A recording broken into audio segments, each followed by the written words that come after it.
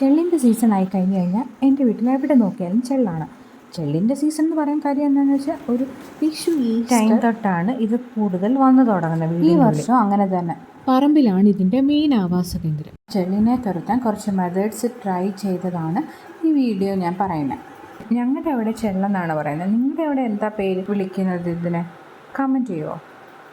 മുപ്ലി Beatles അല്ലെങ്കിൽ ചെള്ളം മേജറായിട്ട് hide ചെയ്യുന്നത് dried leaves and dam ഏരിയാസിൻ്റെ ഉള്ളിലാണ്.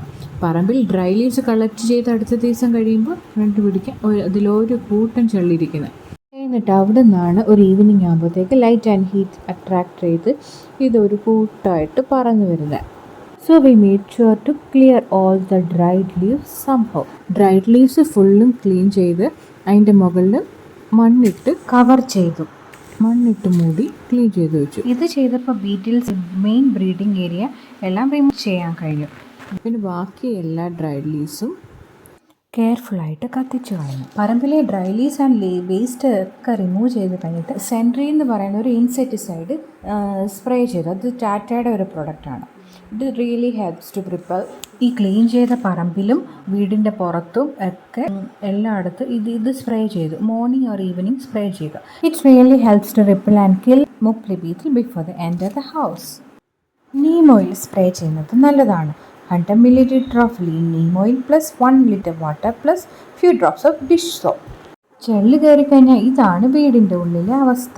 വീടിൻ്റെ ഉള്ളിൽ എല്ലാ വിൻഡോസ് ആൻഡ് ഡോർസ് ക്ലീൻ ചെയ്തിട്ട് അവിടെ ഡെറ്റോൾ സ്പ്രേ ചെയ്താൽ നല്ലതാണ്. പിന്നെ അതിൻ്റെ കൂടെ തന്നെ ഈ ചോക്ക്, ഈ കോക്രോച്ചിൻ്റെ ചോക്കാണ്, but it's also good for preventing മുപ്ലി beetle from coming inside the house.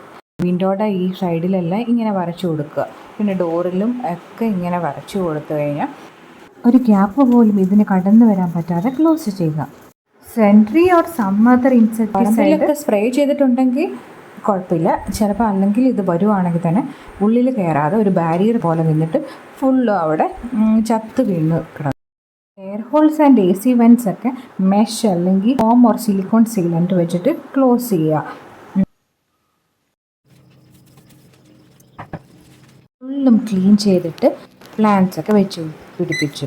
Garden clean ചെയ്ത് soil cover and burn method really help. പിന്നെ ഇതൊരു കണ്ടിന്യൂസ് പ്രോസസ്സ് ആയതുകൊണ്ട് ഇടയ്ക്കൊക്കെ ചെയ്യുക.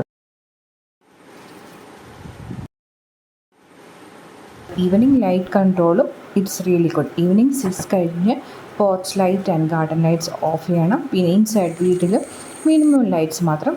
പിന്നെ മൊസ്കിറ്റോ മെഷ് ഓൺ വിൻഡോസും യൂസ് ചെയ്യുക. For more tips and styling, please do like, share and subscribe to my channel.